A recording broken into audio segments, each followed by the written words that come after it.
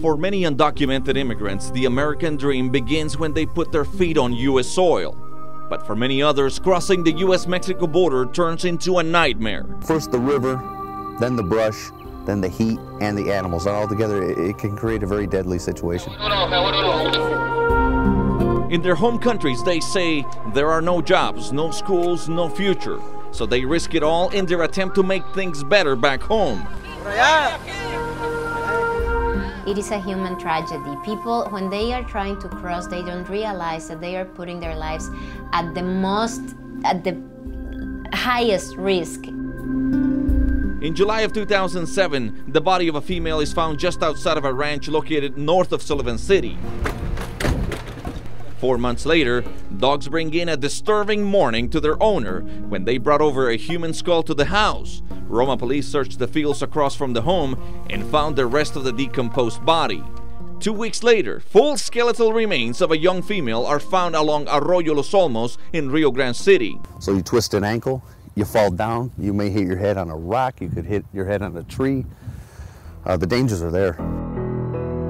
Not only do we get drownings, we get several cases, especially right now, of hyperthermia or heat stroke.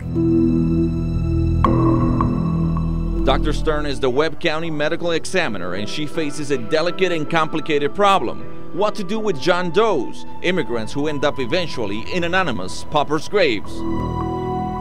It's heartbreaking. I mean, these are all my patients. I'm a doctor and these are my patients. And, it's very hard because, I can diagnose why they died at the autopsy table, but I don't have any family member to relay that to. The bodies are stored on rolling gurneys in the walk-in refrigerator. They try to make space the best they can, but the county crullers are completely full. I can't put their family members at ease where they can have some closure because, one, they may have not known that their loved one has died, that he or she died while they were attempting to cross, or they may be looking for them but not knowing where they crossed. Bodies are kept in the morgue for about 60 days, just in case someone comes forward, but she takes samples of blood and bone before burial. It's kind of sad because usually the people who we do bury, they're unidentified, no family members. Families will never truly have closure. Action 4 News cameras captured the moment when an immigrant is laid to rest. 4 empty chairs and no one to say goodbye. A small metal plate is placed at the gravesite with what little is known about the dead. John Doe, May 23, 2008.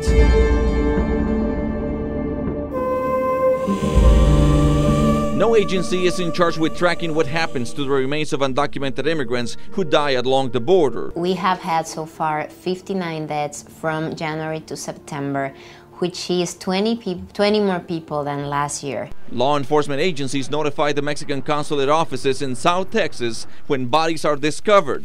But in many cases, there is no easy way to make a positive identification. Of the 59, we have around 25 people with no documents whatsoever that we have not been able to identify. Skeletal remains or bodies in an advanced state of decomposition, and no one to claim them. It's the result of illegal immigration, and the American dream turned into a never-ending nightmare. Victor Castillo, Action 4 News.